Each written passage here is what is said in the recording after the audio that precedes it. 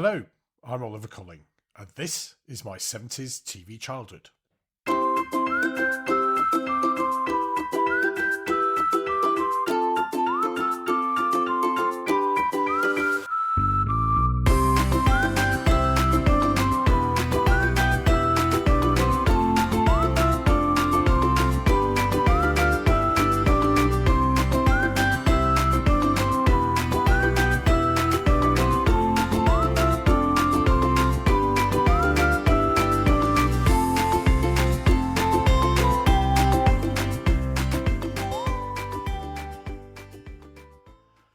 Hello, and welcome back once again to my 70s TV childhood.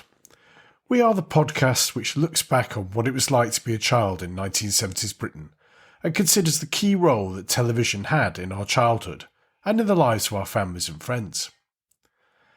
Thank you for your comments and messages, as usual. I really do appreciate it when I hear from listeners, and if you haven't been in touch, then I'd love to hear from you. You can get in touch via our various social media channels, which are now so numerous that I can't always remember them all. Just search My 70s TV Childhood, and you should find us on your favourite stream.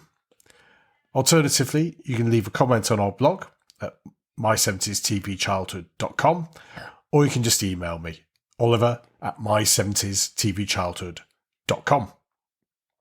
Really look forward to hearing from you. Now, I don't know about you, but I'm increasingly finding that my sense of perspective, as far as the passage of time goes, is getting a bit out of line. I was talking to a work colleague the other day, and they mentioned that an event took place 30 years ago, which made me immediately think, well, that must be the late 70s or early 80s, only to be brought crashing down to earth when my colleague told me that 30 years ago was 1993. Yes, I repeat that, 30 years ago was 1993. Isn't that a bit scary? It also got me thinking about how children see time, and just think about what was happening 30 years before I was a child. In 1975, I was 8 years old, and 30 years before then was 1945.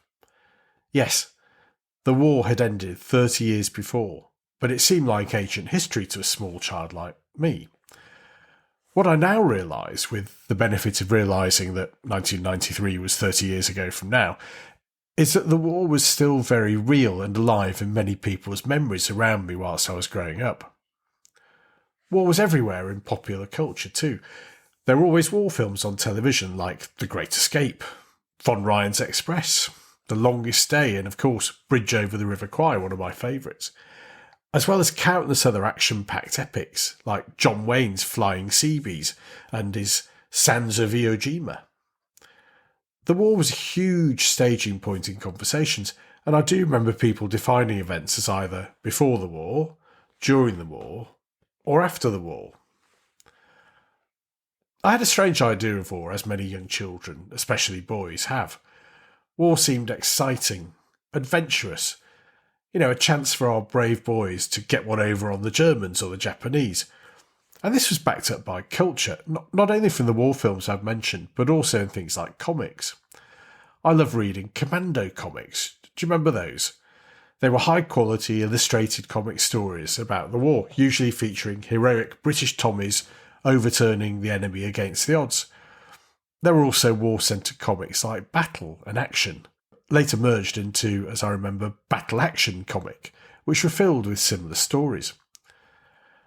Death featured in those stories, but it didn't seem out of place for children to be reading at the time. The stories were full of stereotypes like evil Nazis and sadistic Japanese commanders, plucky British private soldiers with some kind of backstory and heroic deeds guaranteed from them.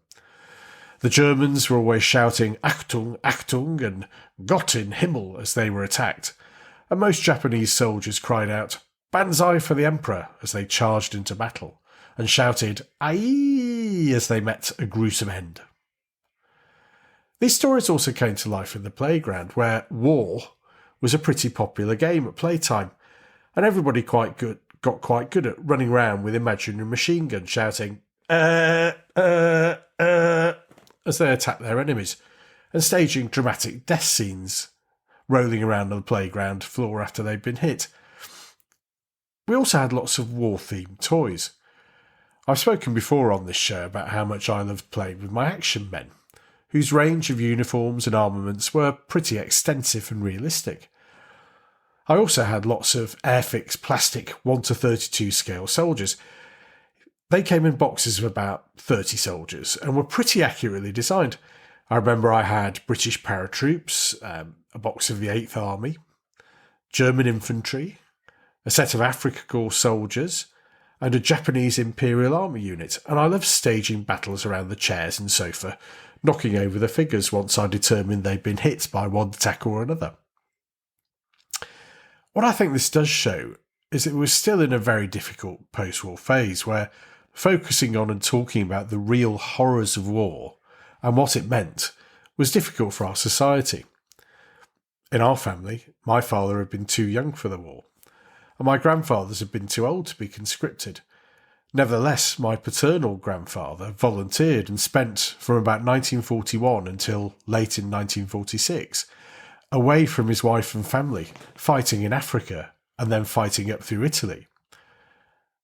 None of that struck me as a child, and he used to tell me great stories about the camaraderie and sense of belonging he had during the war. But he never spoke about fighting, despite the insistent questions of an excited young boy. Nobody did. It wasn't like today where we were encouraged to talk about experience and share difficult memories. No, my grandfather and his comrades just got on with things and never mentioned what must have been really difficult and traumatic times under fire. We've mentioned war films already, and I do think that the 70s marked a time when popular culture started to become a bit more realistic about war, and the Second World War in particular. It didn't register with me much, but the impact of what had happened in Vietnam, with the war appearing on nightly news bulletins, must have helped encourage more realistic and even-handed interpretations of what had happened. For me, this is demonstrated by 2 TV programmes which we're going to be talking about for the rest of this episode. They were both shown on the BBC in the Sunday evening drama slot, other occupants of which included The Brothers, the original Poldark, that's the one without topless scything, and the unforgettable Anedin Line. And both the shows we're going to talk about were intelligently written, well produced, and had brilliant casts. They also showed that war was not always about the good guys and the bad guys, and that how things worked in real life was not always cut and dried. The first of these shows hit our screens in 1972. I may not have seen all episodes first time round, being 5 at the time it first came on, but as always in those days, the show was repeated often. Whenever it was that I saw it in my early years, the opening sequence and the music still send shivers up my spine.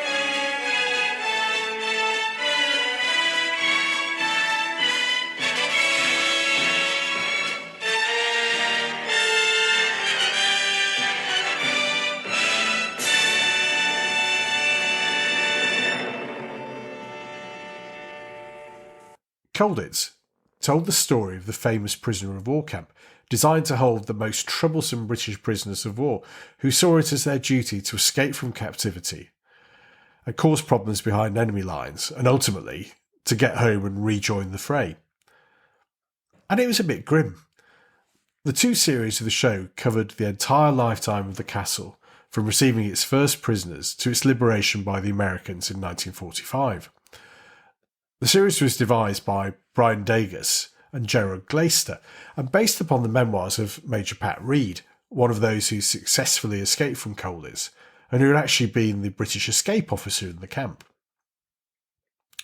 Now, the opening episodes told the stories of the main protagonists and how they got to Colditz.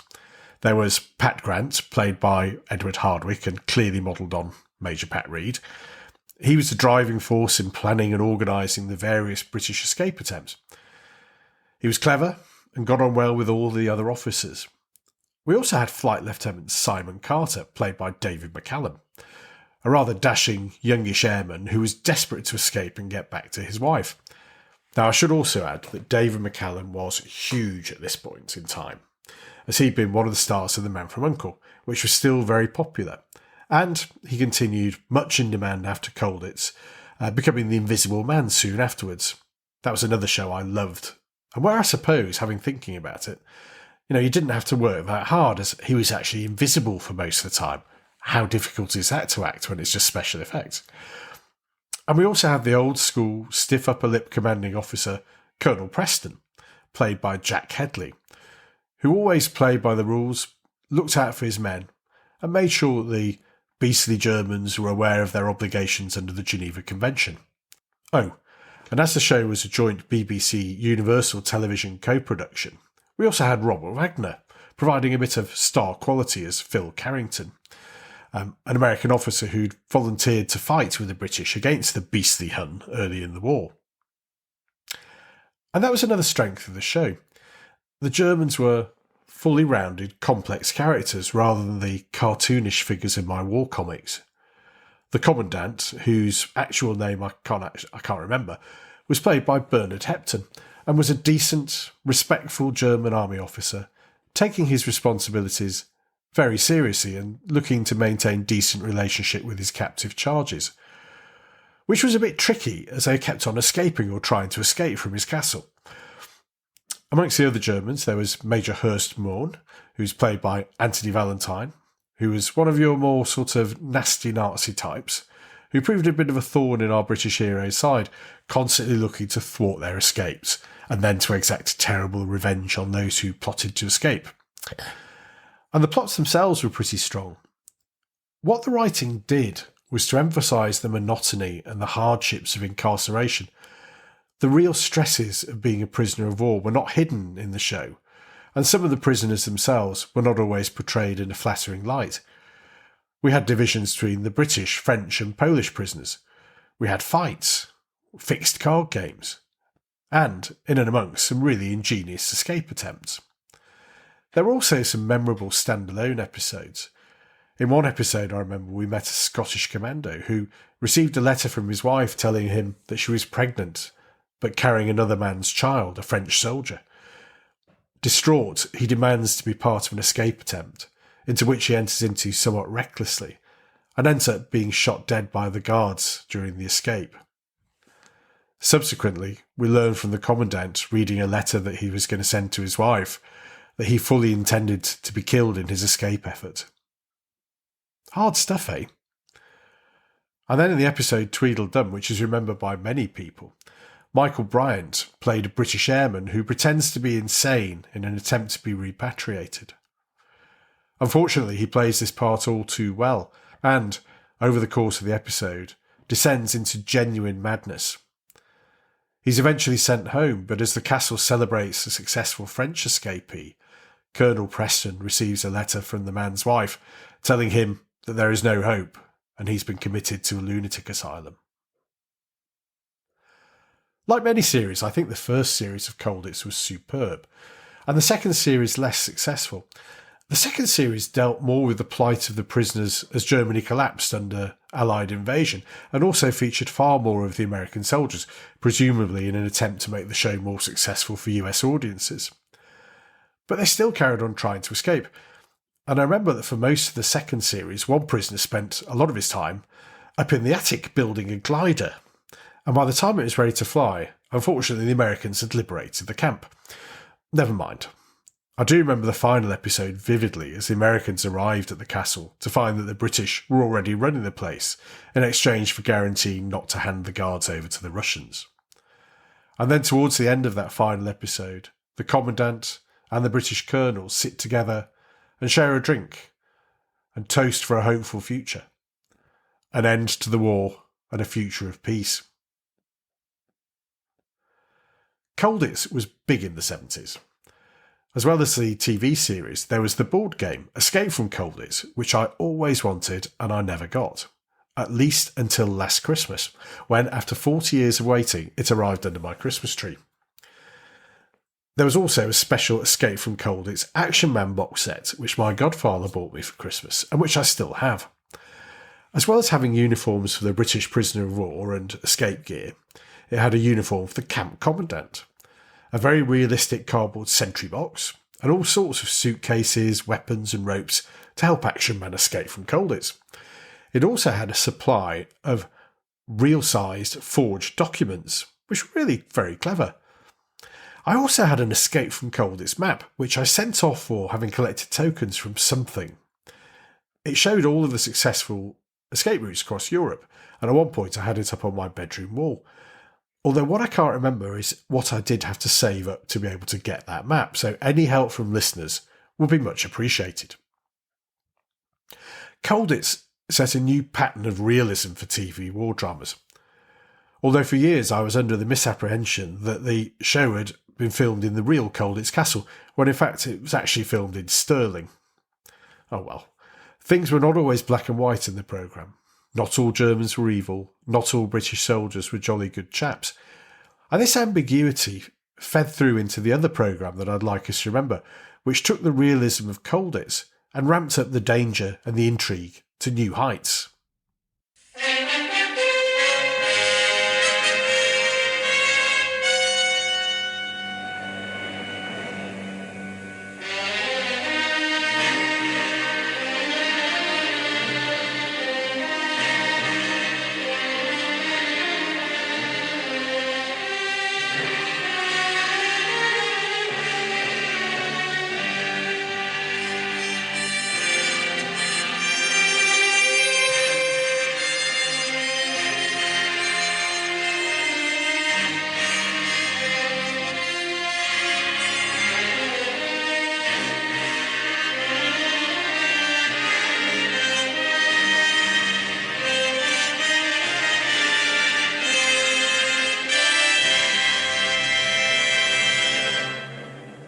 Shown once again in the Sunday night drama slot, Secret Army was a revelation.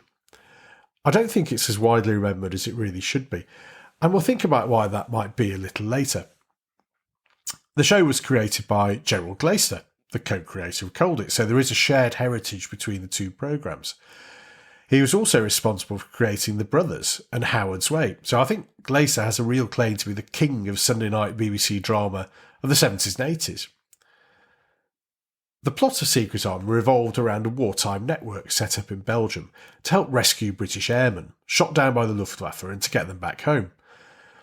The network, or Lifeline as it was known, was based in Brussels and centred on the Café Candide, which was run by the moustachioed waiter Albert Foiret, played by Bernard Hepton, coincidentally also the camp commandant in Colditz. Lifeline was sort of reluctantly administered by Albert and his lady friend Monique Duchamp, and the cafe was used for illicit meetings and for the various members of the network to make contact. Very usefully, it was also used by German soldiers and high-ranking officials, so in a way it provided the perfect cover for the group's activities. Albert and Monique were marshalled, well, at least for the first series, by Lisa Colbert, or Yvette as her code name was, the brains behind Lifeline, who was played by Jan Francis, later to feature in Just Good Friends. She would sidle into the cafe dressed in a gabardine mac and a beret and whisper messages to Albert and the others. On the German side, we had Major Irvin Brandt, played by Michael Culver, who was an old-school Luftwaffe officer, looking to uphold a peaceful occupation and keep the locals under control in as civilised a way as possible. And then we had Ludwig Kessler, played by Clifford Rose. What can we say about Kessler? Well, he was bad. He really was a bad man. The Gestapo's top man in Belgium, a fanatical Nazi, and a sadistic psychopath. All of the German occupiers were in fear of him, and he was determined to find everybody who was involved in the secret army of the title and eliminate them. Most of the first series, which once again was probably the best, centred around John Curtis, an SOE operative sent back to Belgium from London to coordinate the network, and also to be a love interest for Lisa, or Yvette as we should probably call her. Confused? Well, It was quite a complicated setup, but it did provide fantastic drama, and, like Colditz, it dealt with the ambiguity of war, where all of the protagonists faced difficult moral choices. Some of the plotlines I remember particularly include an episode where Monique falls in love with a German soldier, Ernst Stoller, but then decides that he's actually been planted by the evil Kessler to try and find out about Lifeline. Despite her feelings for the soldier, she realises what she has to do and lures the hapless German to a rendezvous where Albert shoots him. Pretty tough stuff for mid-evening Sunday night TV. I remember it was a reasonably common theme. There were lots of attempted infiltrations of the network by the evil Kessler, including several bogus British airmen who were generally exposed at some point and then dispatched by one or other of the network. I can't remember the details, but I'm also pretty sure that in one episode, a genuine airman is mistakenly killed as he spoke German and knew some of the occupiers, having lived in Germany before the war. I might be mistaken on that one, but I'm sure one of our listeners can put me right. Other memorable plots included something involving a sort of Belgian version of the Hitler Youth, and another one where a British airman who had taken sanctuary in a monastery is betrayed to the Germans by one of the brothers and then executed as a spy. Again, all quite gripping and slightly terrifying for children. We also had problems for Albert with the Brussels communists infiltrating the network to serve their own Moscow-driven ends, and the resistance accidentally targeting a train carrying British airmen, and Meyer Brandt getting involved in the July bomb plot to kill Hitler above all things. So there's an awful lot going on in Brussels during the occupation. And then that was before Kessler also embarked on a sort of sideline plan to loot Brussels art galleries of valuable paintings to his own enrichment, stealing all these old masters. That Kessler, he really was bad, wasn't he? Secret Army was gripping TV. Strong plots, great scripts, brilliant acting, and a constant claustrophobic atmosphere of a country under hostile occupation. I think it's one of the forgotten gems of the late 1970s, and I'm genuinely surprised it's not better remembered. Although I think I know part of the reason why. You may have been listening to this podcast and thinking to yourself, I don't remember Secret Army, but all of this sounds vaguely familiar. A moustachioed cafe owner reluctantly involved in rescuing British airmen. The resistance leader, a woman in a mac and beret. Some reasonable German occupiers, a sadistic Gestapo chief, and even stolen priceless artworks being smuggled. Where have I seen that before, if not Secret Army?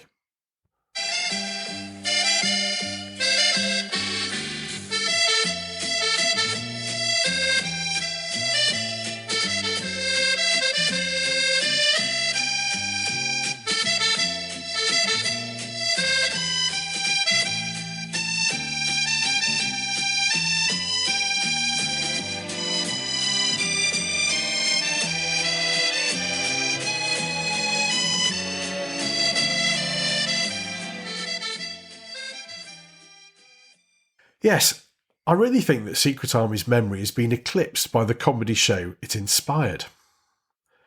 Allo Allo took all of the elements of Secret Army and turned them into a farce. What began as an affectionate pastiche of a serious drama grew out of all proportion to become a huge success in its own right, which left the original wilting in the archives. I'm convinced that is why Secret Army isn't often repeated on mainstream TV, which is a real shame. I believe that it has been shown on one of the History channels and also makes appearances on Talking Pictures TV, but it has a niche following of those who remember it first being shown.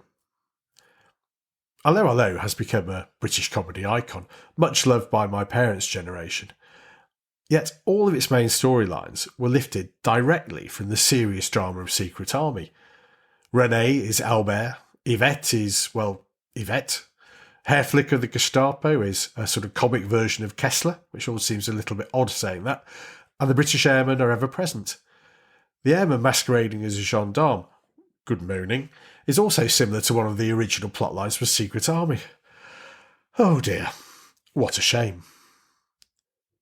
Secret Army not only inspired Allo Allo, but also had its own genuine sequel, Kessler, which tracked down Lifeline's nemesis and dealt with Nazis in Colombia being chased by Israeli Nazi hunters, including the very glamorous Nitza Shaul. Needless to say, Kessler, now a successful post-war German industrialist, eventually got his comeuppance, and justice was finally done. It was a bit like a sort of small-screen version of Boys from Brazil, if you remember that. So, Nazis in South America, industrialists hiding in plain sight. Eventually, the good guys get to win.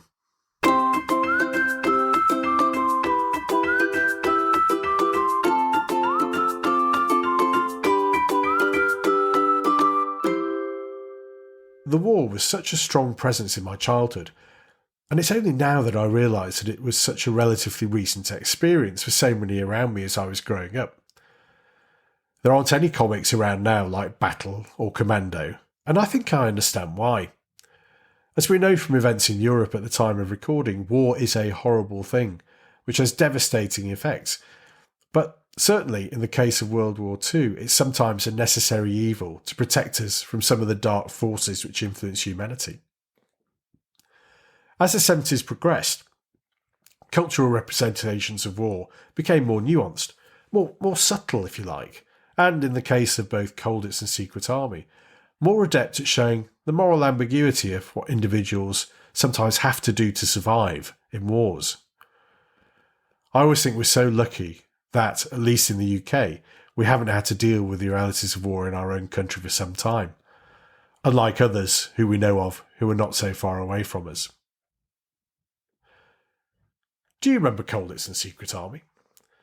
Or what other Sunday night dramas did you like in the 70s? Let me know at www.my70stvchildhood.com or on our Facebook page, Twitter or YouTube, or drop me a line, oliver@my70stvchildhood.com. I have enjoyed looking back at Colditz and Secret Army, and join us again soon for more from My 70s TV Childhood.